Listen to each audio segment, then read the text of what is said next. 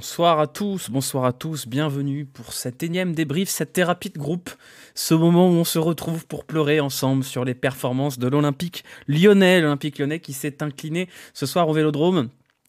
Et pas de la n'importe quelle manière, puisque l'Olympique Lyonnais s'est incliné en ne proposant absolument rien. Nous avons tous ici perdu 95 minutes de notre vie à regarder cet infâme match dans lequel l'OM a été mauvais, mais Lyon a réussi l'exploit incommensurable d'être encore plus mauvais. Merci beaucoup, tiens mon Zeb, merci beaucoup Ballers17 et Noir6 pour les abonnements. Si vous êtes sur YouTube, pensez à lâcher un petit pouce en l'air, parce que croyez-moi, croyez-moi les gars, c'est pas que j'ai pas envie de faire ce débrief, hein. C'est toujours un plaisir de faire le débrief avec vous, c'est toujours le plaisir de se retrouver là comme des dépressifs anonymes pour débriefer ça ensemble alors qu'il fait froid, il fait nuit en ce dimanche soir et que demain il va falloir retourner au travail pour certains d'entre vous. Tout est dur. Mais ça va être dur de débriefer ce soir tant il y avait rien dans cette rencontre. Rien du tout. Très très très peu de choses à dire, très peu de choses. Moi je suis particulièrement en colère ce soir en fait. Je suis très en colère de ce que j'ai vu en tant que fan de l'OL d'une part, mais en tant que fan de foot de l'autre part. Hier on a eu un Ajaccio-Strasbourg qui promettait d'être un match absolument atroce et qui nous a donné un super match de foot. Ce soir on n'a rien eu. Moi je pense quand même que je vais commencer par ça pour les observateurs neutres.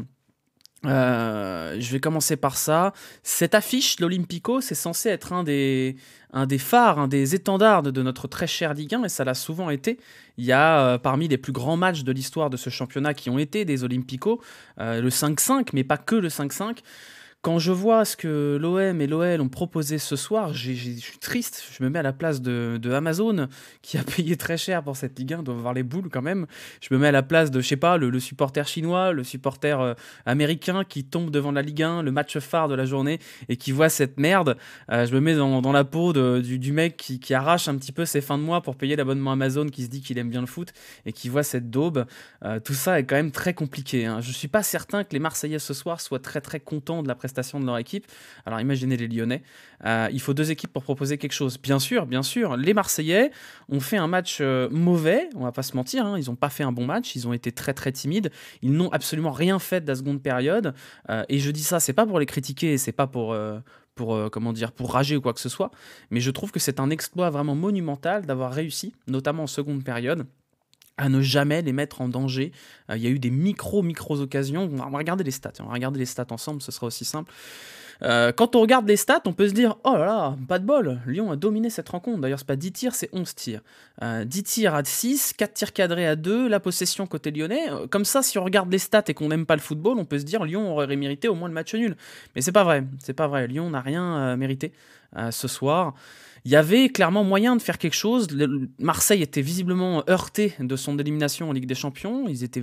Moi, j'ai l'impression qu'ils sont jamais rentrés des vestiaires à la mi-temps. Et il n'y a rien eu. Donc moi, je suis particulièrement en colère. Je suis en colère contre cette équipe qui n'a pas d'excuse pour être aussi faible techniquement, pas d'excuse pour être aussi faible physiquement.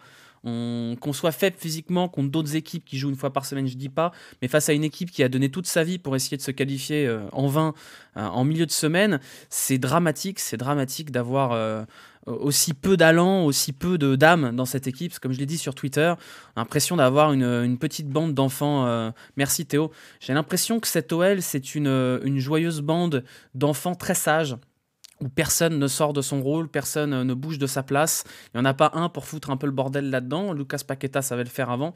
Depuis que Lucas Paqueta est parti, ils sont tous en rang deux par deux et personne ne sort de son rôle pour essayer de sonner la révolte, de sonner un petit peu la rébellion dans cette torpeur qui nous a animés pendant toute la rencontre. À aucun moment, je ne sais pas vous, moi à aucun moment, merci à Bevel pour le Prime, à aucun moment j'ai senti l'OL en mesure d'accélérer.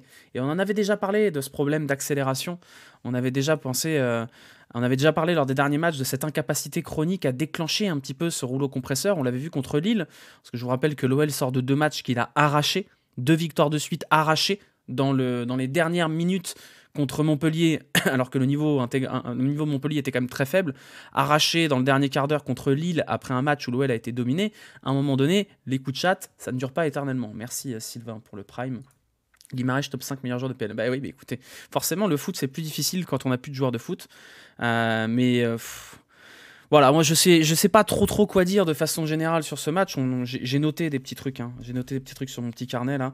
On aura le temps d'y venir. Mais globalement, ouais, le sentiment qui domine, c'est très compliqué, je trouve, moralement, de sortir d'un Olympico qui est censé être un des pics de la saison, puisque maintenant Saint-Etienne n'est plus là. C'est très dur de sortir de cet Olympico et de se dire, bah ouais, on a perdu. Normalement, on sort d'un Olympico, on est en colère parce qu'on a perdu. On est dégoûté parce qu'on aurait mérité de gagner. On est énervé contre une décision arbitrale. On a des regrets parce qu'on se dit qu'on aurait pu faire mieux. Voilà, coup de sifflet final, c'est le calme plat, c'est bah ouais, on a perdu. Bah ouais, logique quoi. Et rien que ce sentiment-là, moi, il me met en colère au final. C'est pas normal de sortir d'un match contre l'OM, contre un petit OM, et d'en sortir en disant bah ouais, bah voilà, écoutez, comme d'hab quoi, comme d'hab. Voilà, bon, on va faire le débrief. Il y a quoi à débriefer? En fait, il y a pas mal de choses à débriefer dans l'absolu. Sur la bouillie totale, il y a des coupables dans cette bouillie-là. Il y a des coupables. Et les coupables, on va les identifier après. Mais la globalité de ces choses-là, c'est... Waouh, la vache! C'est quand même d'une tristesse ce match, d'une tristesse cette rencontre, sur tous les plans, hein, encore une fois, sur tous les plans. J'ai trouvé que l'OM avait quand même particulièrement joué avec le feu, à pas du tout proposer quoi que ce soit en seconde période, ce qui ressemble pas vraiment à l'OM de Tudor. Et je pense qu'ils étaient tout simplement cramés, hein, les Marseillais. Et ne pas appuyer sur un adversaire faible comme ça, c'est criminel, c'est criminel. C'est criminel, c'était la froideur dans ce vélodrome qui était un peu éteint, qui avait sifflé Tudor au début de la rencontre. Il fait froid, il fait noir, quoi. Qu'est-ce qu'on va faire de cette équipe? On regardera le classement après, c'est dramatique au niveau comptable. Il faudra absolument s'imposer contre Nice, et c'est pas gagné, pour espérer quoi que ce soit de la deuxième partie de saison. Mais toute chose étant égale par ailleurs, la saison de l'OL est pas loin d'être terminée alors qu'on est à 20 journées de la fin. Donc voilà, comme d'habitude, on va faire un peu le post-mortem de ce match calamiteux. On fera les notes individuelles, puis ensuite on se posera la question de savoir si... merci Barnab pour le Prime. On se posera la question de savoir s'il y a quelque chose à sauver dans ce club. Est-ce que c'est possible de sauver ce club-là? Qui est à même de sauver ce club-là? Je ne sais pas. Je ne sais pas encore. On aura le temps de... d'habitude, tu m'appelles après les Olympicos. C'est pas vrai, Vincent. C'est pas vrai. Non, j'ai noté quelques trucs. Merci Arslan, merci beaucoup. J'ai noté quelques trucs, quand même, on va aborder ça point par point. Merci Arslan, on va viser la Conference League, ce sera déjà pas mal. Mais en vrai, qu'est-ce qu'on irait foutre en Conference League, les gars? Est-ce que cette OL a le niveau pour jouer une Coupe d'Europe, même la Coupe d'Europe des très pauvres? Honnêtement, moi je vois pas, hein. Je vois pas, c'était un match calamiteux et l'OL d'aujourd'hui ne mérite pas mieux. C'est déjà, je vais vous dire un truc qui va peut-être être un peu exagéré, hein, mais c'est déjà, je trouve assez miraculeux que cet Olympique Lyonnais-là soit en première partie de tableau. C'est dramatique, compte tenu de l'effectif. C'est quand même dramatique d'avoir ce constat-là où je ne trouve pas que l'OL joue mieux que certaines équipes qui sont 13, 14 ou 14e. Voilà, c'est le niveau 8e place, je suis même pas sûr qu'on l'ait. Je suis même pas sûr qu'on l'ait. Honnêtement, moi j'ai regardé ce match et je me suis dit, putain, mais qu'est-ce que tu fais à perdre ton temps à regarder cette merde, quoi? Qu'est-ce que... Voilà, aujourd'hui on peut regarder en haut, mais il vaudrait mieux regarder en bas. Parce qu'en vrai, l'OL est à des années-lumière, et je pèse mes mots, hein. Cet Olympique Lyonnais est à des années-lumière en termes d'animation de jeu, en termes de qualité collective, d'équipes comme Lens, comme Rennes ou comme Lorient. On peut même pas les regarder dans les yeux, on peut même pas regarder leurs pieds. Ils sont à des années-lumière au-dessus de nous en termes de qualité collective. Des équipes qui étaient vraiment au bout du rouleau en début de saison commencent à trouver un petit peu forme, notamment l'AS Monaco, qui enchaîne des victoires et qui quand même commence à bien jouer au football. L'OL ne progresse pas. On a entrevu des bribes de plans de jeu lors des premières sorties de Laurent Blanc. Et là, ça stagne. Alors, comme d'habitude, on va laisser du temps à Laurent Blanc, bien évidemment. On va pas le foutre sous le bus au bout de 4 matchs. Mais force est de constater, il y a quand même certaines choses qui posent question du côté de Laurent Blanc. Et on y viendra après. C'est des choses qu'on avait déjà identifiées au départ. Mais moi, je commence à m'inquiéter un petit peu de Laurent Blanc parce que j'ai le sentiment... qui est un pressentiment, qui est un sentiment basé sur rien, je précise, que ça bosse pas trop quand même, hein. Parce que honnêtement, quand on voit cette équipe de l'OM, si on a regardé un petit peu cette équipe de l'OM depuis quelques matchs, et notamment le match contre Tottenham, on voit bien que cette équipe de l'OM, elle a des trous d'air au niveau de la défense qui sont énormes. Il suffit, entre guillemets, de mettre des mecs qui courent un peu vite pour les déstabiliser. Et face à ce constat qui semble assez évident, Laurent Blanc a choisi ce soir d'aligner un milieu avec 4 milieux centraux. Aucun ailier, aucun joueur de percussion. Et le plan de jeu de Laurent Blanc ce soir, parce que c'était le plan de jeu, hein, L'OL n'a pas été tenu en échec dans son plan de jeu. Le plan de jeu ce soir, c'était de balancer des saucisses sur Dembélé et sur Lacazette face à une défense à 3 extrêmement physique, hein, parce que les Gigot et les Bemba, c'est quand même des sacrés Golgoth. Et c'était ça le plan de jeu, de mettre des saucisses sur ces mecs-là. Alors que les faiblesses de l'OM, elles étaient peut-être dans les couloirs, elles étaient peut-être dans la percussion. Et pendant toute une mi-temps, le plan, ça a été de faire ça. Attendez, est-ce qu'il y a un bruit bizarre là? Je sais pas ce que c'est, bref. Donc moi je suis quand même inquiet pour ça. Je suis quand même un peu inquiet de ce côté-là. Je me dis, mais qu'est-ce qu'a fait Laurent Blanc?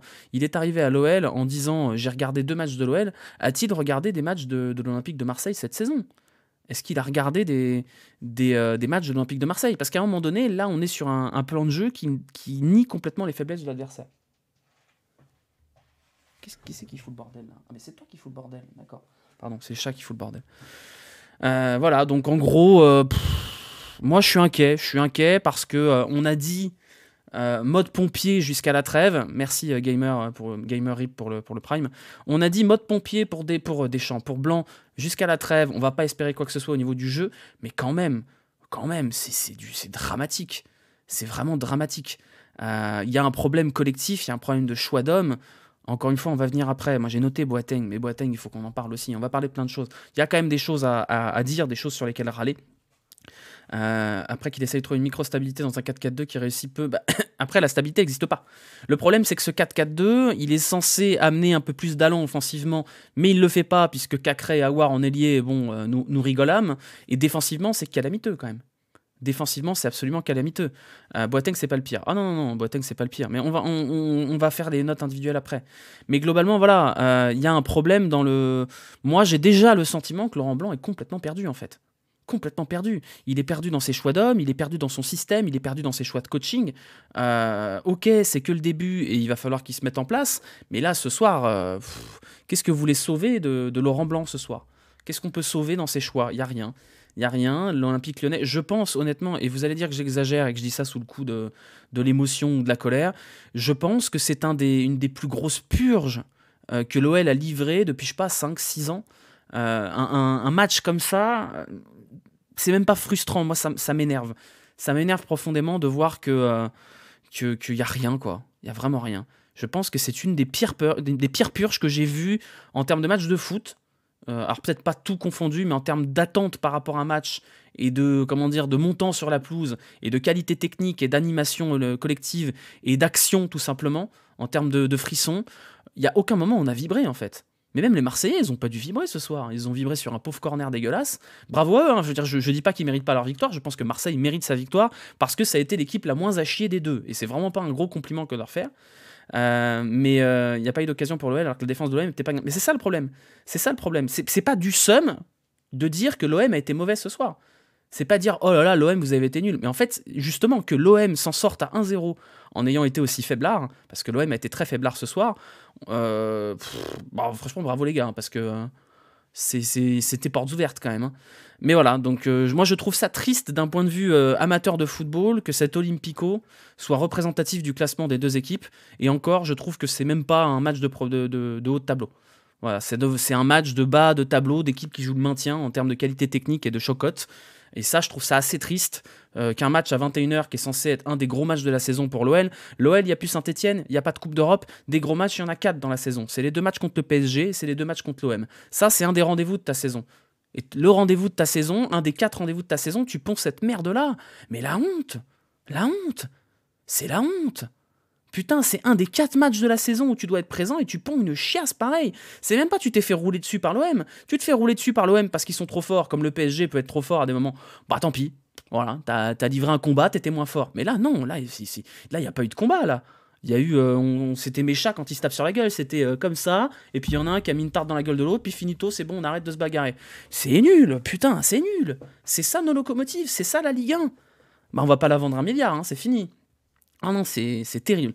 C'est terrible. On a perdu contre les 6 premiers du championnat. Oui, effectivement, le bilan de l'OL face aux 6 premiers du championnat, c'est 0 points sur 18. C'est pas mal quand même. C'est une belle perf. Donc voilà, donc on chatte contre les nuls et on perd contre les forts. Il va falloir faire quelque chose quand même à un moment donné. On est une équipe sympatoche. Ouais, on est une équipe gentille. Voilà, on est gentil.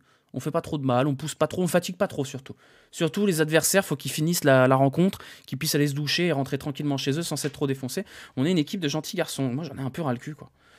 J'en ai un peu ras le cul.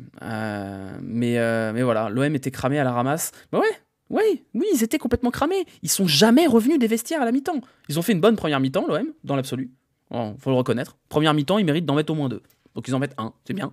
Ils peuvent même avoir penalty, c'est vrai. Voilà. Monsieur Le Texier a été plutôt sympa avec nous ce soir, il faut l'admettre. Pas scandaleux, mais plutôt sympa dans l'absolu. Et la première mi-temps de l'OM est très bonne. Voilà, ils mettent le pressing, ils mettent l'intensité. Et au retour des vestiaires, l'OM ne rentre jamais sur le terrain. Ils sont à 10 derrière, ils attendent de s'en prendre un. Et vraiment, c'est comme s'ils attendaient de s'en prendre un, comme contre Tottenham. Ils font le même match que contre Tottenham. Et Tottenham était à chier, hein, mercredi. Ou mardi. Non, c'était mardi ou mercredi. Bah, bref, en semaine. Tottenham était à chier. Et on a réussi à être encore plus à chier que Tottenham. Et ça, c'est une vraie performance. Donc vraiment, bravo à tout l'effectif de l'OL, bravo à l'équipe, bravo au coach d'avoir réussi à livrer une performance si mauvaise qu'on n'a même pas réussi à punir l'OM. Voilà, donc bravo à l'OM, en vrai, félicitations à l'OM. Moi, j'ai même pas le seum ce soir d'avoir perdu.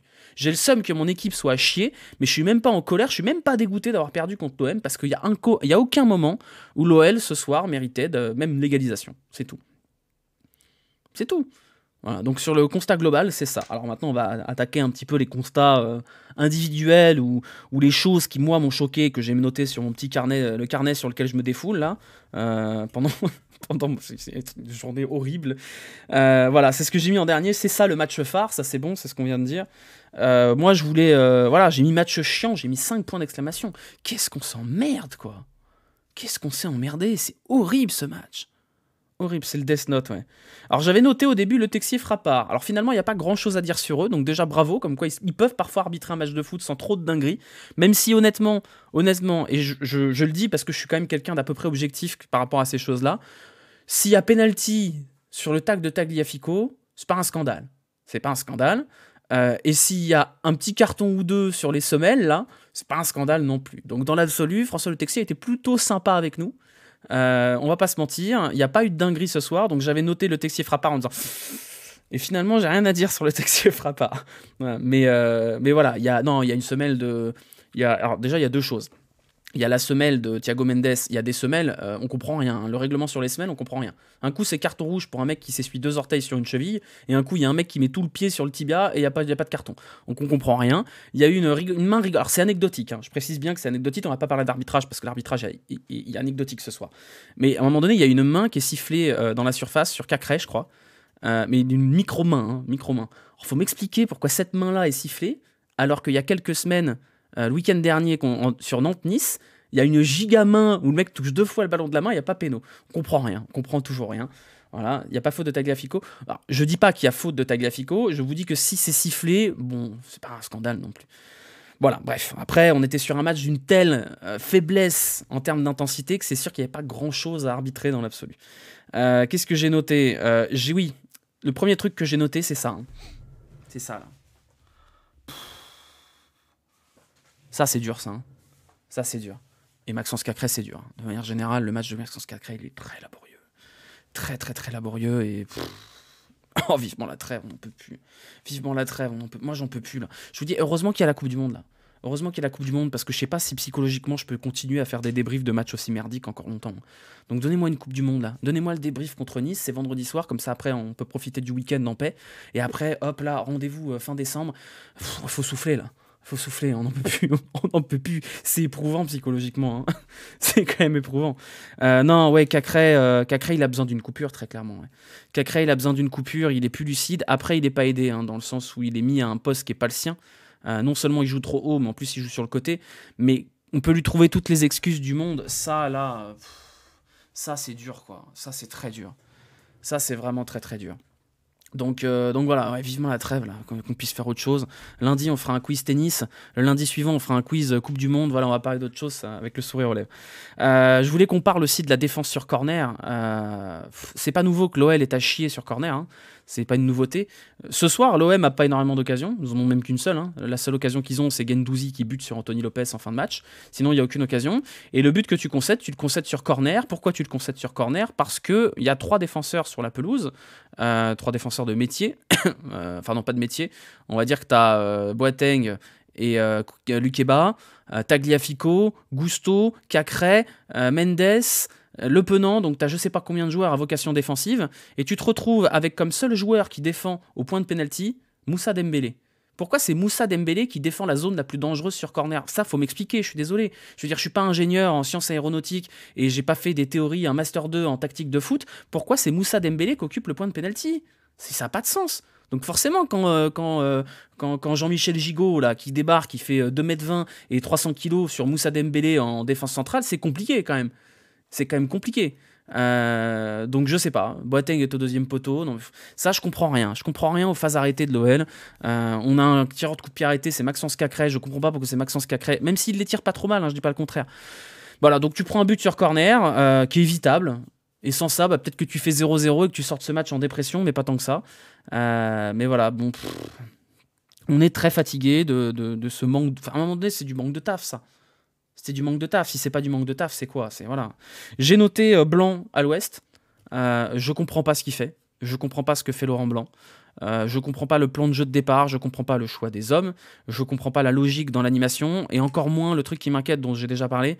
Je comprends pas l'analyse de l'adversaire. Et c'est ça qui m'inquiète le plus. Parce que se planter sur la compo, se planter sur l'animation, bon, admettons.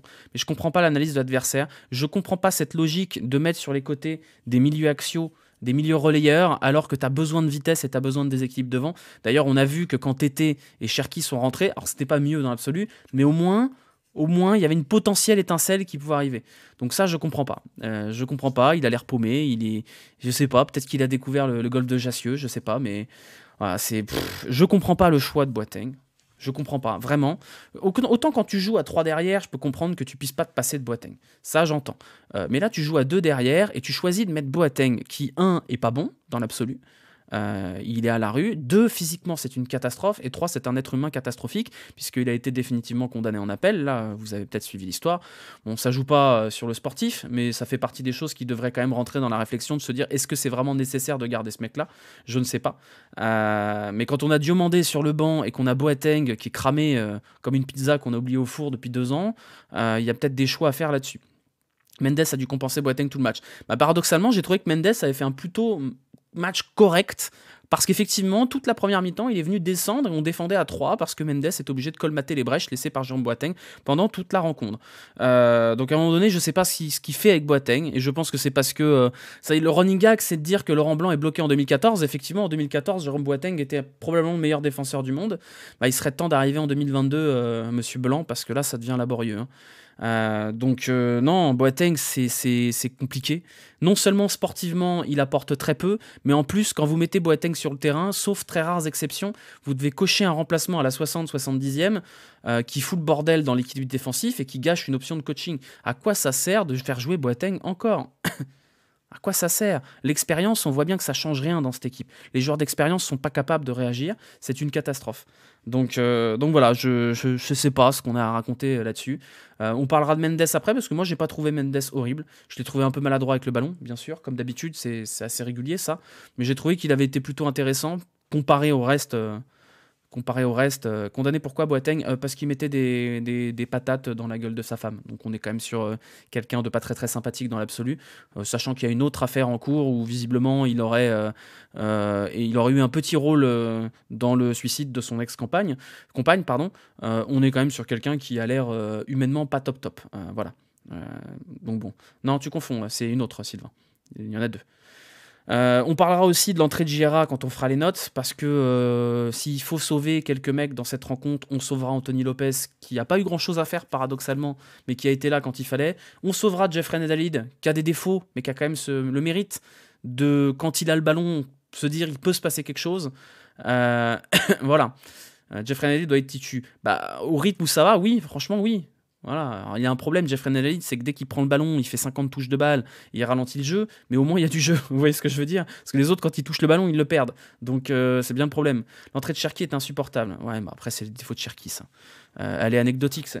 Elle est anecdotique, la rentrée de Cherki. Elle est complètement anecdotique. Elle est pas bonne, mais elle est complètement anecdotique. Mais bon. Non, voilà, le constat global, c'est que c'était un match merdique, un match extrêmement chiant.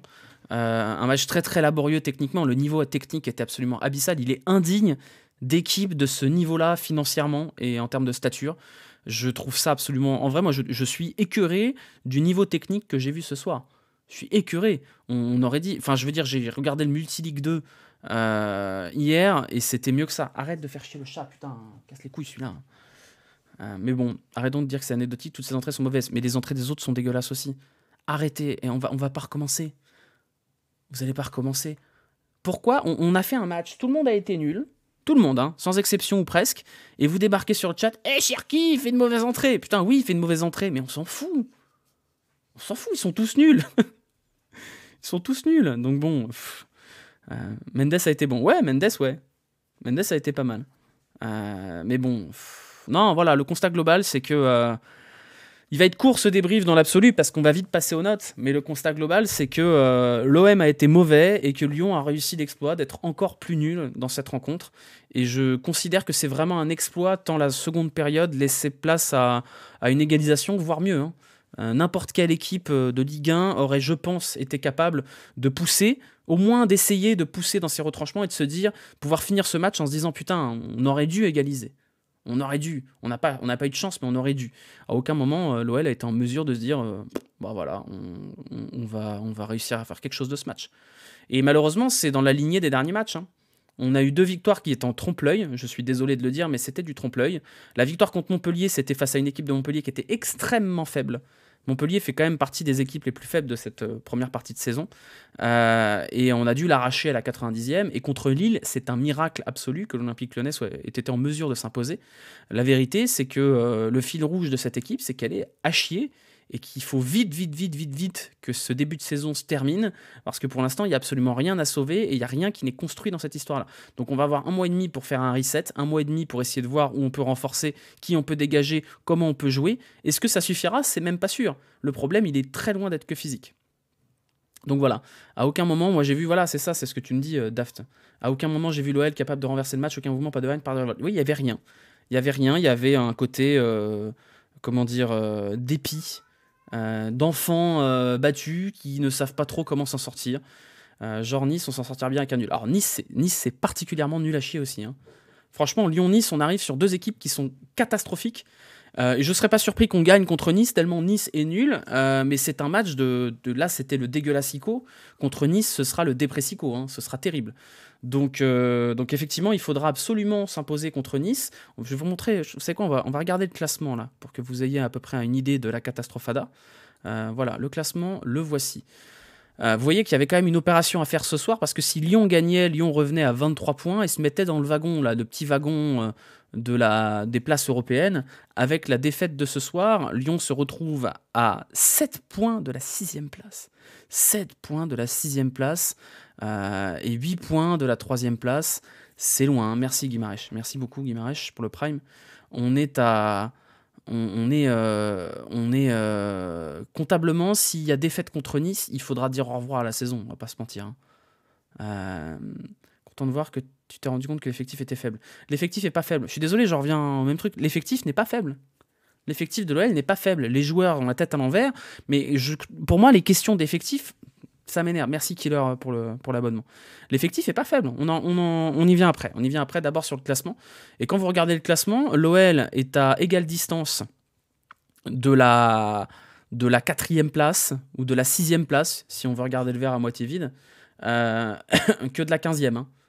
Voilà, l'OL est à 9 points de la zone de relégation et à 8 points de la 3e place. Donc c'est rigolo de regarder devant là, mais il faut aussi regarder derrière. Et la vérité, c'est que Clermont est à 2 points de l'OL. La vérité, c'est que Reims, qui était en calamiteux en début de saison, est à 4 points de l'OL. Donc voilà, si on perd contre Nice, il y a moyen que l'OL termine la première partie de saison en 2e partie de tableau. Donc c'est catastrophique. C'est catastrophique. Rêver du podium, c'est rigolo. On se marre bien, rigoler le podium, même la 4e ou la 5e place, c'est rigolo. Mais regardez les équipes qui sont devant. Lens et Rennes, regardez les séries qu'ils font là. Regardez 4 victoires d'affilée. Regardez Rennes, c'est invaincu. Marseille, c'était dégueulasse. Ils ont fait 3 défaites, ils sont quand même devant nous. Monaco, ça commence à enchaîner. Lorient, ça se casse un peu la gueule, mais c'est toujours 7 points devant nous. Lorient, ils n'ont pas gagné depuis 4 matchs. Et c'est toujours devant nous. C'est toujours 7 points devant nous. Donc qu'est-ce que vous voulez qu'on fasse à un moment donné? Qu'est-ce que vous voulez qu'on fasse? Mais moi, je me plie, je me mets à genoux pour une 6e place. Et vous croyez qu'elle est facile à avoir, cette 6e place? Regardez derrière. Regardez derrière. Regardez les équipes derrière. Est-ce qu'aujourd'hui, Lyon est meilleur que Toulouse? Je suis pas sûr. Est-ce que Lyon joue mieux que Troyes? Je suis pas certain. Est-ce que Lyon est meilleur que Montpellier? On a vu que c'était vraiment pas évident et qu'on a gagné à l'arrache contre Montpellier. Je suis désolé, les gars. Ces équipes-là, elles sont. Le package, le package, c'est pas celui-là. Hein. C'est pas ça le package. Le package, il est là. Hein. C'est là. Les équipes qui sont en rivalité avec Lyon, c'est ces équipes-là. C'est la réalité d'aujourd'hui. C'est la réalité d'aujourd'hui, c'est que l'OL est dans le package des équipes de derrière et pas du tout dans le package des équipes de devant. Lille joue mieux, Lorient joue mieux, Monaco joue mieux, Marseille joue mieux, Rennes joue mieux et Lens joue mieux. Mais de très très très très loin en plus. De très très très très loin. Maintenant, la question, c'est est-ce que Lyon joue mieux que Nice, Clermont, Reims, Toulouse, Troyes? Est-ce que demain, si on les joue, on les bat? Bah, c'est pas sûr. C'est pas sûr. Donc en fait, Lyon est clairement à sa place, voire même mieux par rapport au jeu qui est proposé depuis le début de la saison. C'est même presque pas mal payé pour l'OL d'être 7e. D'être 8e, pardon. Donc voilà, moi c'est ça le constat. Et le constat sur l'effectif, puisque vous voulez qu'on vienne à l'effectif, quand vous me dites l'effectif est faible, non, les joueurs sont pas bons, mais l'effectif sur le papier il est pas faible. C'est pas vrai. Regardez l'effectif de Lorient, bordel. Regardez l'effectif de Lorient, vous n'allez pas me dire que l'effectif de Lorient c'est fort. Il y a des bons jougadors, mais vous n'allez pas me dire que Terem Moffi c'est meilleur que Alexandre Lacazette ou que machin Ponceau c'est meilleur que Castello Luqueba. Il est pas faible, il est surcoté. C'est même pas une question de surcoté. C'est une question que c'est des mecs qui arrivent pas à jouer ensemble. Et donc c'est une question pas de niveau intrinsèque de joueurs, c'est une question d'état d'esprit et d'esprit collectif. Le problème, il n'est pas sur le niveau des joueurs. C'est des joueurs qui ont déjà affiché un niveau largement supérieur et qui aujourd'hui jouent n'importe comment. C'est pas une question d'effectif, c'est une question de ce qui se passe autour, d'état d'esprit, de choses qui se passent dans les vestiaires et de capacité à jouer au football. Il y a des joueurs qui sont à l'OL, qui étaient nuls à l'OL, vous les mettez ailleurs, ils performent. Regardez Martin Terrier. Là, c'est un ensemble de Martin Terrier. Je suis à peu près certain que individuellement, vous prenez chacun de ces joueurs et vous les mettez dans une autre équipe, ils performent. Donc en fait, le problème pour moi, il y a deux choses. Il y a un problème physique qui a l'air assez évident et il y a un deuxième problème qui est que ces mecs-là, ils ont pas envie d'être là, tout simplement. Ils n'ont pas envie d'être là. Donc à un moment donné, c'est pas une question de on est fort ou on n'est pas fort. Si vous remettez des éléments qui sont bons dans cette équipe et qui deviennent complètement dépressifs, c'est que le problème c'est pas le niveau intrinsèque des joueurs. Romain Fèvre c'était un bon joueur, Tété c'était un bon joueur, Aouar, Cacré, Le Penant c'était pas mal à des moments, Castello Luqueba l'an dernier c'était un des meilleurs défenseurs de jeunes défenseurs en tout cas du championnat. Tagliafico c'est probablement l'un des meilleurs latéraux du championnat. Anthony Lopez c'est pas un gardien de merde. Le problème c'est que ces joueurs-là ils sont pas surcotés, ils sont dans un état d'esprit qui ne va pas. Et quel que soit le coach, c'est la même chose. Donc où est le problème? À qui la faute? Moi, je vais vous le dire à qui la faute. Et vous le savez très bien à qui la faute. C'est pas l'effectif qu'il faut changer, c'est pas le coach qu'il faut changer, c'est tout l'écosystème autour du club qu'il faut changer. C'est tout l'écosystème. On n'en sortira pas, sinon c'est le staff, il faut refaire une remise à zéro de ce bordel. Et à un moment donné, quand est-ce qu'on va monter en haut pour les responsabilités? Donc là, voilà, là, on va dire quoi? On va dire c'est la faute des joueurs. Mais putain, vous dites c'est la faute des joueurs, alors que ces joueurs-là, ils ont déjà prouvé qu'ils pouvaient être à un niveau européen. Donc c'est qu'il y a un problème. S'il y a un ou deux joueurs qui sont nuls depuis 3 ans, c'est un problème. Mais quand ils sont tous nuls, ça peut pas être tous de leur faute. Si vous avez une entreprise et que tous vos employés sont nuls, c'est qu'il y a un problème. C'est qu'ils ont peut-être pas envie d'être là, ou alors que vous avez tous recruté des pitres, auquel cas c'est pas leur faute à eux. Donc on en revient toujours au même point. Est-ce que ça va être la faute de Laurent Blanc, qui est l'entraîneur ultime hein, pour Jean-Michel Aulas, dans les cadres de Jean-Michel Aulas? Donc à un moment donné, à qui la faute? Bah, on va remonter. On verra bien. On va remonter. Il faudrait un épisode commanderie. Non, on va pas souhaiter un épisode commanderie. Mais c'est vrai qu'on est quand même dans le contexte OL est sympathique. Hein. Vous avez fini 8ème de Ligue 1 l'an dernier, vous êtes 8ème de Ligue 1 cette année, vous êtes nul à chier, les supporters sont relativement dociles. Ils foutent pas le bordel, ils disent rien. On devrait être en colère, il devrait y avoir le feu là. Non, tranquille, tout va bien. Pas de problème. Continuez les gars, pas de soucis. Donc bref. Fallait être sacrément aveugle pour penser que Blanc allait régler tous les problèmes. Et surtout, fallait être sacrément aveugle pour penser que Blanc serait immédiatement opérationnel. On l'a dit quand il est arrivé, on avait fait preuve de maturité, on a dit on va laisser du temps à Laurent Blanc, on va pas se focaliser sur le jeu, mais on va quand même juger ses choix. Et les choix de Laurent Blanc, pour l'instant, ils sont pas bons du tout. On va pas se mentir, le premier bilan de Laurent Blanc, il est pas bon. Il est pas bon.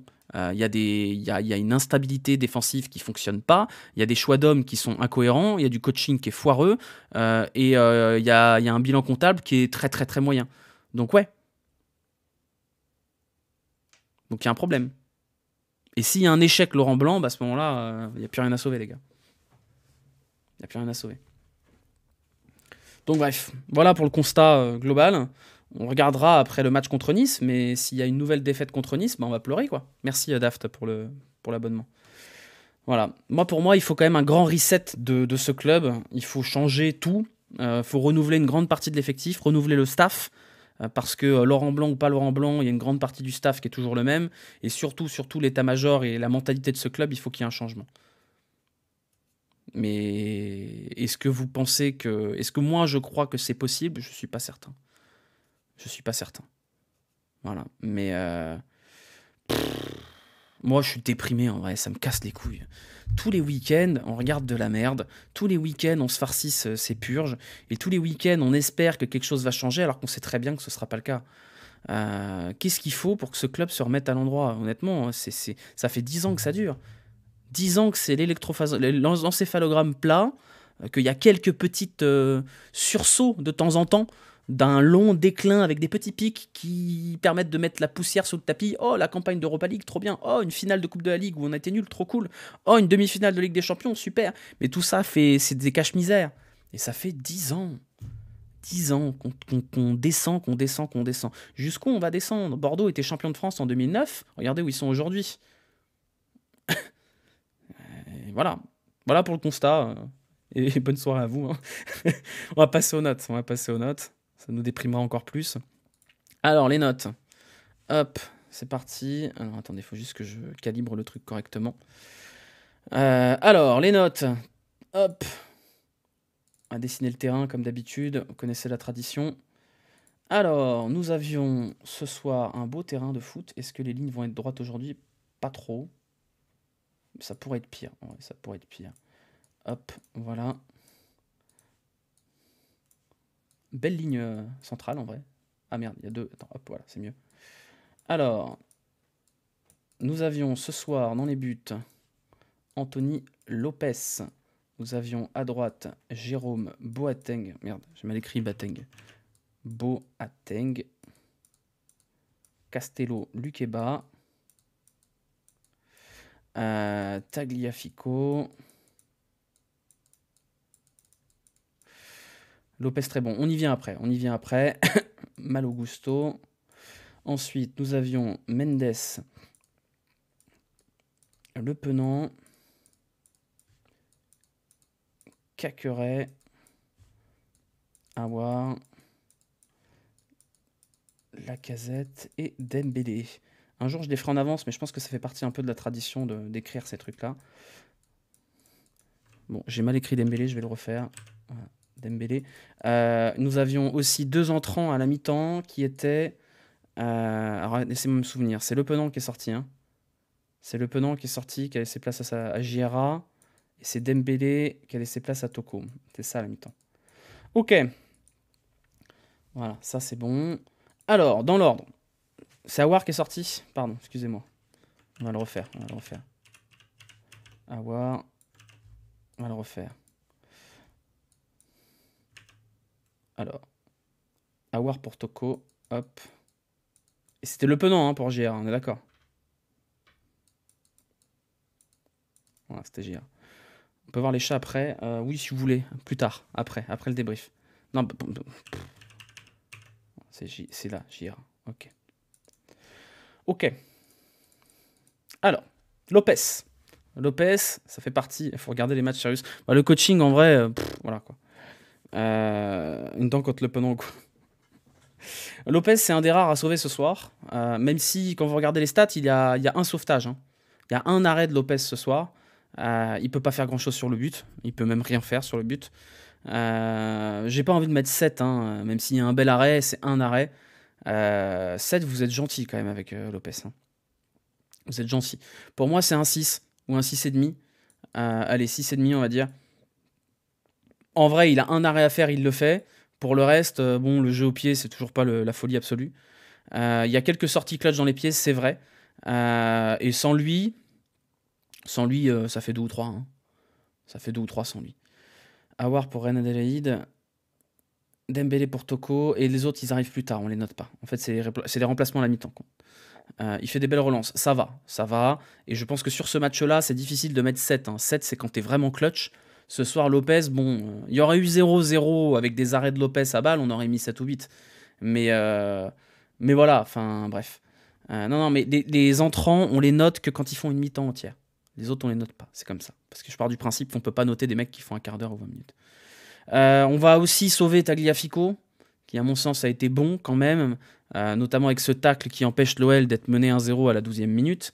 C'est pas non plus le plus grand match de Tagliafico, parce que offensivement il a été un peu timide. Merci Pompavelao pour les 100 bits. Pour moi, Tagliafico, ça vaut 6. Voilà, ça vaut 6. Et c'est à peu près le seul positif qu'on tirera ce soir de ce match. Lukeba, en vrai, j'ai pas grand chose à dire sur Lukeba. Je l'ai pas trouvé foncièrement mauvais, pas foncièrement bon non plus. Un peu moyennasse, Lukeba ce soir. On va mettre 5 parce que pour moi, c'est un match neutre, Lukeba. C'est un match assez neutre. Marseille a un tir cadré. Après, je pense que l'inoffensivité de Marseille est principalement due à leur mauvais match qu'à la défense lyonnaise. Mais bref, une note pour le coaching de Blanc, 0. Boateng, c'est pas bon. Globalement, c'est pas bon. Il défend qu'en reculant. J'ai l'impression qu'il a vraiment pu les cannes pour aller au contact. Il est cramé, il est complètement cramé, Boateng. Il est complètement cramé. Moi, je pense qu'il a plus le niveau pour jouer des matchs comme ça. Et encore, il a de la chance, Boateng, il a la chance inouïe que l'intensité physique de ce match ait été d'une grande faiblesse, parce que je pense que si ça avait été un match avec une grosse intensité, un gros rythme, il aurait coulé complet. Donc pour moi, Boateng, en vrai, c'est 3, avec un malus sac à merde, donc on va lui mettre 2,5. Voilà, hop. Ça, c'est la note à l'émotion. Abusé. Oui, bon, allez, c'est vrai que j'abuse, on va mettre 3. Gusto, Gusto, bon début de match, on va pas non plus abuser. Bon début de match, il a été bien défensivement et dans l'impact physique pendant une demi-heure. Pendant une demi-heure, ça allait. Effectivement, c'est ce que tu dis, Max Ripouille. Offensivement, Gusto, il a besoin d'un mec qui repique. Et en fait, depuis qu'il n'y a plus Tété, depuis qu'il n'y a plus personne pour repiquer devant lui, offensivement, c'est très timide. Les centres, c'est très timide aussi. Et il a quand même coulé au fur et à mesure du match. Je l'ai trouvé quand même plus rassurant défensivement qu'avant. Beaucoup de ballons touchés. Mais je pense aussi que Gusto, il y a un déficit physique qui fait qu'il enchaîne les matchs. Et je pense qu'il commence à être fatigué. Donc il va falloir qu'il se repose. Et je pense que la trêve arrive à bon moment pour lui. Il est mou avec le ballon, on joue beaucoup trop sur Gusto. Le truc, c'est qu'il est souvent disponible. Il sait se rendre disponible, Gusto. Mais effectivement, avec le ballon, c'est pas suffisant. Maintenant, défensivement, je l'ai pas trouvé catastrophique. Je l'ai pas trouvé catastrophique défensivement. C'est mieux que les derniers matchs, notamment parce que l'OM a été très faible. Mais ouais, je pense que physiquement, il a du mal. Physiquement, il a du mal. Plus 1 pour le bandeau, effectivement. Il y a quand même un petit flow avec le bandeau, Malo Gusto. Il y a un petit flow, un petit côté Guillermo Ochoa, là. Moi, je suis fan. Mais oui, ça progresse défensivement. Faut quand même être honnête. Même si c'est assez faible offensivement, défensivement, c'est pas mal ce soir. Voilà, on va mettre 4 parce que c'est pas non plus un bon match. Mais pour moi, ça mérite pas moins. Voilà. On joue rien, fatigué. Franchement, c'est grave. Heureusement qu'on joue pas la LDC. Ressemble à rien avec cette coiffure. Bah écoute, si tu n'as pas de goût, Socrate, n'en dégoûte pas les autres, c'est pas grave. Le milieu de terrain, on va commencer par Mendes, parce qu'il a souvent souffert d'un délit de sale gueule. Et j'ai pas trouvé Mendes foncièrement mauvais ce soir. Alors en tout cas, sans ballon, c'était pas mal. Je l'ai trouvé précieux à la récupération, précieux à la première relance. Mais alors dès qu'on dépasse la ligne de milieu de terrain, c'est laborieux quand même, Mendes. Donc Mendes, c'est probablement celui en dehors de la défense qui est le moins dégueulasse ce soir. C'est quand même, ça en dit quand même long sur la qualité du jeu de l'OL ce soir. Je pense qu'il mérite au moins la moyenne. On va lui mettre 5,5 ce soir. Ce sera probablement la dernière note. Il se cache un peu aux fins offensives. C'est toujours pareil. Et 6,5 les gars. Stop. 6,5. Mais vous êtes malade. 6,5. Mais vous avez vu le même match que moi ou quoi? 6,5. Vous êtes fous. Mais c'est pas un bon match, Mendes. C'est un match pas mal. C'est un match correct. Il fait le strict minimum ce soir. 6,5. Mais vous notez un mec qui a participé activement à une victoire, là. 7 dans l'équipe. Mais l'équipe, les gars, si on commence à noter en fonction des notes de l'équipe, à ce moment-là, on fait plus de notes. Hein. Non, alors certes, mais avec le ballon, c'est faible. C'est pas un mauvais match de Mendes. Mais 5,5, je suis dur avec tout le monde. Mais putain, mais vous avez vu le match, les gars? Évidemment que je suis dur avec tout le monde, c'était un match atroce. Évidemment que je suis dur. Le Penant, allez, le Penant. Le Penant, je l'ai trouvé neutre ce soir. Mais c'est peut-être celui qui a pris le plus le jeu à son compte. C'est celui qui a pris le plus le jeu à son compte, et encore une fois, et à chaque fois, c'est pour ça que j'en ai marre, j'ai besoin d'une trêve là. À chaque fois, je dis la même chose, c'est pas normal que Le Penant, il a 19 ans et une saison de Ligue 2 dans les pattes, c'est lui le patron du milieu. C'est pas normal. Donc voilà, donc bravo Johan Le Penant, bravo Johan Le Penant de prendre en main les choses au milieu de terrain. Pourquoi c'est lui? Déjà, pourquoi c'est lui qui joue à ce poste-là? Vous voyez? Il y a 4 milieux, mais il faut que ce soit Le Penant qui est dans la zone où il va avoir le plus d'influence. Mais foutez-lui la paix à ce pauvre Le Penant, il a rien demandé. Donc ouais, moi je mettrais 4,5 à Le Penant, parce que je l'ai trouvé trop neutre, et même s'il a porté un peu l'équipe à des moments, en fait, je pense que vous trouvez que Le Penant fait un match correct en comparaison des autres milieux, et quand on va noter Cacré et Aouar, ça va forcément piquer, mais c'est abusé comment c'est lui le patron, tu peux pas dire... Mais bien sûr que c'est lui, mais justement, je dis c'est pas normal que ce soit lui le patron. C'est pas normal que ce soit Le Penant le patron de ce milieu. Vous avez raison, 4,5 c'est trop sévère, on va mettre 5. Moi je trouve ça pas normal que Le Penant soit le mec avec les clés du milieu de terrain. Cacré. Bah Cacré... Waouh, la vache, le match de merde. Waouh. Non, non, non, il faut être honnête les gars, il faut être honnête. Vous mettez 4, non, je suis pas d'accord. Non, non, Cacré c'est un match catastrophique. Hein. Il y a vraiment pas grand chose à sauver Cacré sur ce match-là. Hein. Non, non, non, non, il faut être lucide. Et encore une fois, on note aussi en fonction des attentes qu'on a, parce que c'est comme ça qu'on fait ici, c'est comme ça, c'est un parti pris. Cacré, on a quand même des attentes de mecs qui étaient censés devenir le fer de lance de ce projet. Il a prolongé avec la promesse de devenir la pierre angulaire de cette équipe. Et pour l'instant, c'est tout sauf ça. Hein. Donc non, non, non, Cacré ce soir... il n'y a rien à sauver, il y a cette action terrible là qui est juste derrière moi, où il saccage l'action. Enfin, encore une fois, prenez toujours ce référentiel. Si c'est Toko qui fait ça là, si c'est Toko et Cambi qui fait ça, vous êtes avec vos fourches en train de faire de cramer des voitures sur la place Bellecour. Donc non, il faut être lucide. Cacré ce soir, c'est une catastrophe. C'est une catastrophe. Et encore une fois, je parle en tant que mec qui adore Cacré, qui attend énormément de Cacré. Et ça, les matchs comme ça, Cacré, il est pas aidé, il est pas dans la bonne zone, mais c'est pareil, à un moment donné, il faut le reposer, le boug. C'est une catastrophe. Donc voilà, non, Cacré, ce soir, c'est 2. Je suis désolé, c'est extrêmement violent.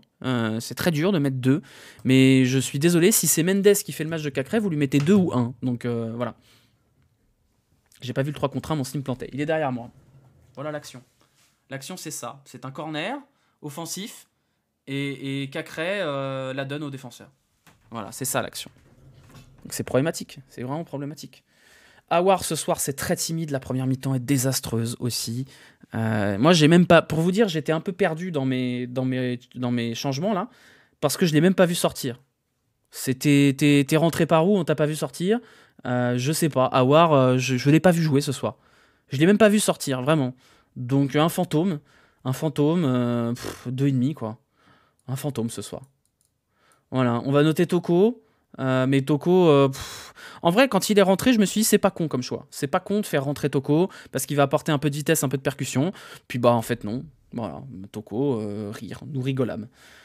Donc voilà, Toko 3, Toko 4, 3 ou 4. Toko 3, Toko 3. Voilà, Toko 3. Lacazette ce soir, tristoun. Merci Grobet pour le prime. Lacazette ce soir, très tristoun.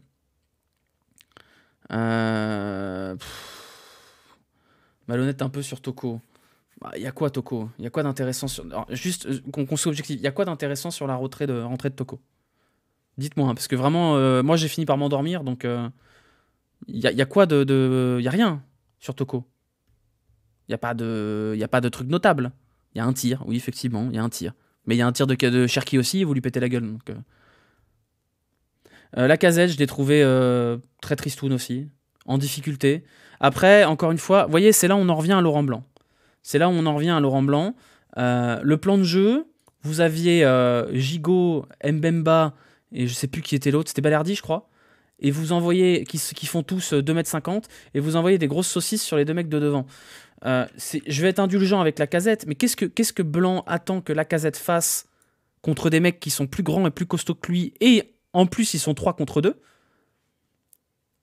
Je vais pas dire qu'il fait un bon match, hein, je vais pas l'excuser, mais juste, il peut rien faire, Lacazette. Il peut rien faire, Lacazette, ce soir. Avec ce plan de jeu-là. Il essaye de décrocher, il essaye de faire des trucs, mais il peut rien faire. Donc effectivement, c'est pas un bon match de Lacazette et on va lui mettre 3 parce qu'il n'y a pas grand-chose à sauver. Mais pour moi, le match de Lacazette, c'est la faute de Laurent Blanc.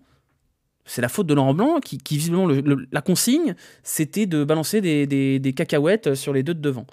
Donc bon, Dembélé, bah, je trouve ça un peu dommage qu'il soit sorti parce que je pense qu'il a progressé sur le jeu en pivot et le jeu de passe. Exactement, je suis d'accord, Max, je suis d'accord, je comprends pas la sortie de Dembélé non plus. C'est pas un bon match de Dembélé non plus.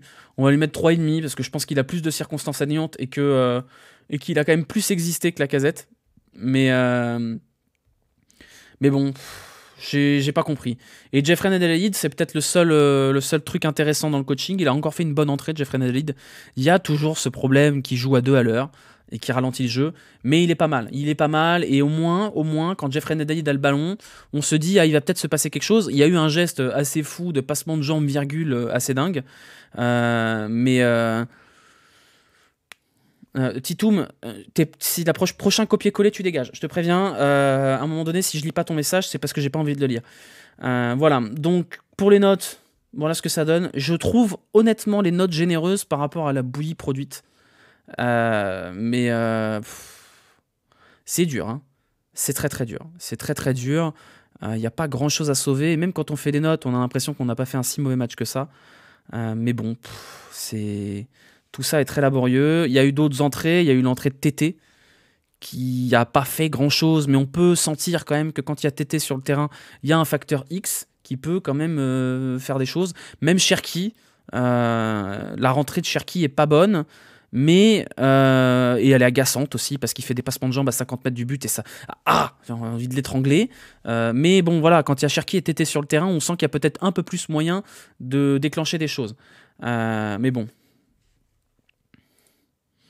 merci Orcsnash d'avoir dégagé le gros relou là. Mais bref, faut dire que la compo de départ est catastrophique. Non, mais le problème de fond, c'est que le plan de jeu et le boulot fourni en termes de tactique est inquiétant. Moi, je trouve ça très très inquiétant. Je trouve ça très très très inquiétant. Bidon, Tété, faut arrêter. Tété, il est pas bon dans le jeu, mais au moins, il peut se passer des choses. Alors, il est pas bon, son entrée est pas bonne, hein, je vous dis pas le contraire.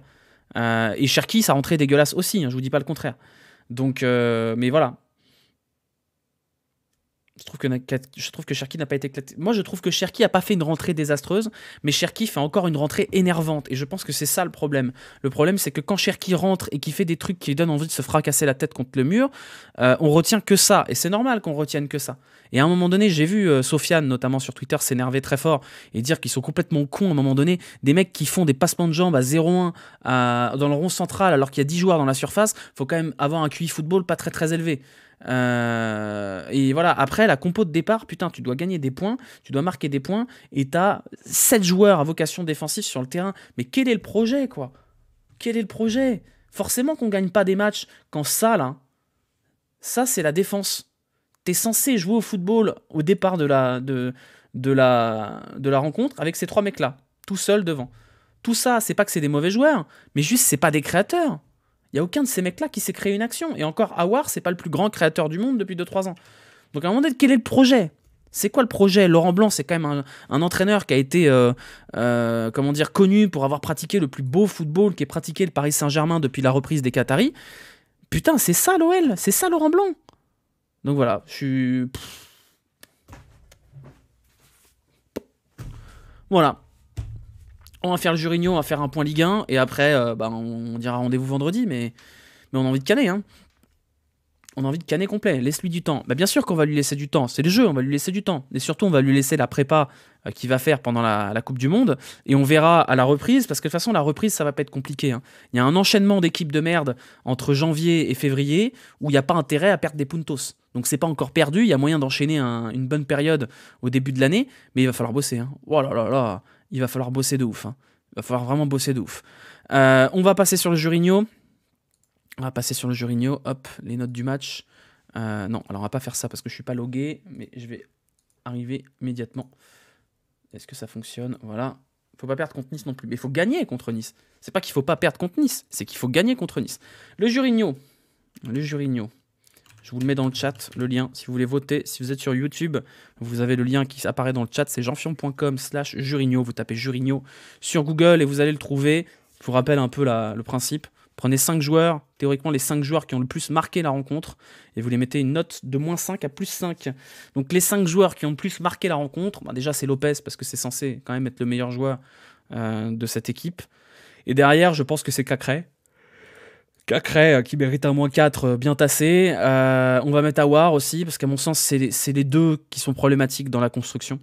Boateng, on va lui mettre -3, parce que c'était dégueulasse. Et je pense que Jeffrey Nadalid mérite bien un +2. Parce qu'il a quand même apporté depuis dans sa rentrée. Je regarde un peu ce qui a été mis. Dembélé -93, Boateng -59, Toko Ekambi a un délit de sale gueule, je pense. Et c'est Tagliafico. Tagliafico, il y a un délit de bonne gueule, je pense quand même, parce que Tagliafico fait pas le match du siècle non plus. Voilà, Barcola porté disparu. Bah, c'est Laurent Blanc, il a dit qu'il en avait rien à foutre des jeunes et il tient ses promesses. Hein. Voilà, je pense qu'on est sur un... Boateng, il ramasse trop, ça mérite pas. Mais Boateng, il ramasse aussi parce que c'est un connard. Hein. C'est tout, il ramasse parce que c'est un connard et parce que c'est un handicap d'avoir Boateng dans son équipe. Tagliafico fait un bon match, mais il fait pas un suffisamment bon match pour être décisif ce soir. Et je pense que sur un match comme ça, avoir un joueur en positif, c'est déjà beaucoup. Et je pense que ce soir, Lopez a plus d'impact que Tagliafico. Donc voilà.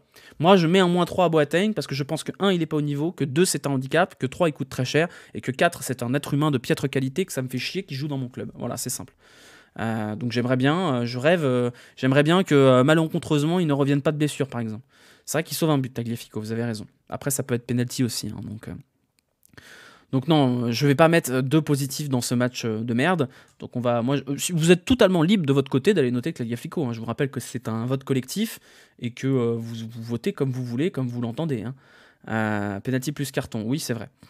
Voilà pour ça. Petit point Ligue 1 avant d'aller se coucher. Nous allons regarder ce qui s'est passé ce week-end, juste pour voir que c'est la merde, globalement. Hop là, on va aller regarder la Ligue 1. Juste pour vous montrer que les concurrents de l'OL, Monaco a gagné, Nice a gagné, Lille et Rennes ont fait match nul, et franchement Rennes méritait de gagner. Lens a gagné. C'est la merde, hein. C'est la grosse merde. C'est pas un déni de sale gueule, c'est un délit de sale gueule. Voilà, donc là c'est la catastrophe Ada, hein, pas se mentir. Le calendrier, c'est pas compliqué. Le prochain match de Lyon, ce sera contre Nice, ce sera vendredi. Donc il y aura le débrief le vendredi à 23h comme d'habitude. Ce qui nous arrange, nous, c'est Monaco-Marseille, parce que ça sous-entend qu'au moins 3 points seront perdus, si ce n'est pas 4, dans cet affrontement-là. Malheureusement pour nous, Rennes-Toulouse, Lens-Clermont, Lille-Angers et bon, PSG-Auxerre, on va même pas le nommer, ça risque de tourner court aussi. À 7 points de la 6ème place, j'aime la vie. Ouais, puis à 7 points de la 15ème place surtout. Rennes ne méritait pas de gagner. Non, pardon, c'est l'inverse. Je sais pas pourquoi j'ai dit ça. On m'a dit que c'était Lille qui méritait de gagner. Enfin, en tout cas, bref, on s'en fout. Ouais, Nice, on va pleurer du sang. Ouais, on va pleurer du sang, effectivement, parce que la dynamique, elle est pour... Même si Nice, c'est pas bon, hein, dans l'absolu. Nice, c'est pas extraordinaire, mais est invaincu depuis 6 matchs, même si c'est quand même pas très très flamboyant, hein, on va pas se mentir, Nice. Eux sont invaincus depuis 6 matchs. Ils sont dans une bonne dynamique. Donc c'est un peu le match de la mort. Hein. C'est pas compliqué, on va se remettre le classement. C'est le match de la mort. Vous voyez bien que... Hop là, ça va arriver. Vous voyez bien que Nice-Lyon, c'est 2 équipes qui sont un peu à la rue sur ce début de saison. Malheur aux perdants. Hein. Malheur aux perdants parce que si celui qui va perdre, il jouera plus le maintien que les places européennes. Vous voyez ce que je veux dire? Donc Nice, s'il gagne, il passe devant. On peut imaginer que Reims peut passer devant aussi. On peut terminer l'année. Alors c'est pas l'année parce qu'on jouera contre Brest le 28 décembre. On peut terminer la première partie de saison à la 10e ou à la 11e place. Ce serait pas un scandale. Donc voilà, on en est à ce point-là quand même. Hein. N'oubliez pas que quand Peter Bosz est parti, c'était pas le top, mais voilà, on est sur un bilan pour l'instant de Laurent Blanc qui est de 2 victoires et 2 défaites, et 2 victoires qui sont complètement arrachées. Donc on va voir, on va laisser le temps à Laurent Blanc au moins de finir la saison, et ensuite on jugera. Mais pour l'instant, on est fatigué, hein, on est fatigué. Voilà, 1h08 de débrief sur cette merde, c'est quand même pas mal. Pas mal, on a réussi à meubler. On se retrouvera du coup, le programme, le débrief de Lyon-Nice, ce sera vendredi. à 23 h comme d'habitude. Le programme de la chaîne, lundi, nous aurons un quiz tennis avec une raquette Artengo à gagner, un quiz tennis sponsorisé par Decathlon. C'est le dernier quiz de Decathlon de cette année, peut-être qu'il y en aura l'an prochain. Et globalement, on va se servir de la Coupe du Monde pour faire des quiz tous les lundis, pas sur la Coupe du Monde, puisqu'on n'en parlera pas ici, vous le savez, mais on va enchaîner entre Football Manager, dont la partie au chômage commencera mercredi soir, la fameuse partie au chômage sans diplôme, sans réputation, la fameuse, qui nous occupera pendant une bonne partie du mois de novembre. Et tous les lundis, on aura un quiz Coupe du Monde, quiz Formule 1, quiz FF Loose, on aura un quiz sans thème, et on aura peut-être un quiz de Noël aussi. Voilà, petit live nocturne, ouais, petit live nocturne après, donc ceux qui sont là, attendez, le temps que je mette la vidéo sur YouTube, il y en a pour 40 minutes, on aura un live nocturne sur les coups de minuit 30, minuit 45. Voilà, ça donne quoi la S2 FM? On en parle après. Voilà, donc live nocturne, minuit 30, minuit 40. Et pour ceux qui sont là pour les débriefs, rendez-vous vendredi à 23 h. N'oubliez pas de lâcher le petit pouce quand la vidéo YouTube sera sortie, puisque certains attendent la vidéo YouTube pour mettre des petits pouces en bas. Donc il faut compenser tout ce bordel-là. Vous abonner à la chaîne, laissez des commentaires, surtout j'insiste toujours là-dessus. Laissez des commentaires, mettez n'importe quoi en commentaire, on s'en fout, c'est bon pour le référencement. Et je vous rappelle que moi, les subs c'est cool, mais je préfère largement que vous mettiez des pouces et des commentaires plutôt que vous me lâchiez un sub, parce que ça vaut pas grand-chose les subs, alors que là, le référencement sur YouTube vaut beaucoup plus cher pour moi à terme. Voilà. Merci à vous, merci à ceux qui suivent ces débriefs depuis le début. J'espère que vous tenez le coup moralement. Et puis rendez-vous dans une petite demi-heure pour ceux qui veulent continuer la soirée blablater et tout ça. Allez, ciao, bisous, à bientôt. Et puis prenez soin de vous. Rendez-vous vendredi. Allez, ciao.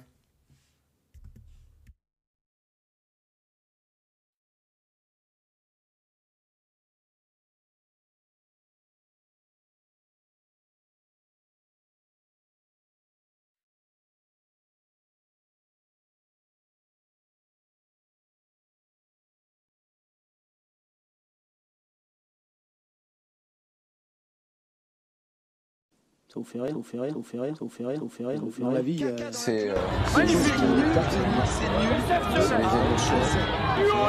vous fait rien, ça vous fait rien, ça vous fait rien, ça vous fait rien, ça vous fait rien, ça vous fait rien, ça vous fait rien, ça vous fait rien, ça vous fait rien. On a envie d'aller pleurer, c'est ce que je vais aller faire. C'est ce que je vais aller faire. Ça va péter. Ah ben c'est bien, Nils.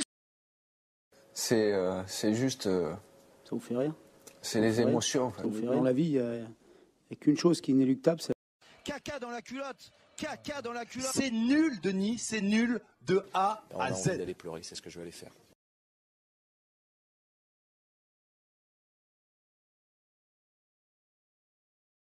Il est de retour.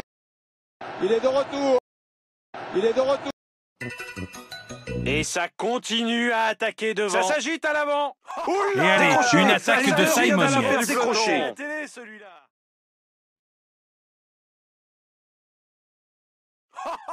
Attaque de Marlou. Et il veut passer à la télé, celui-là.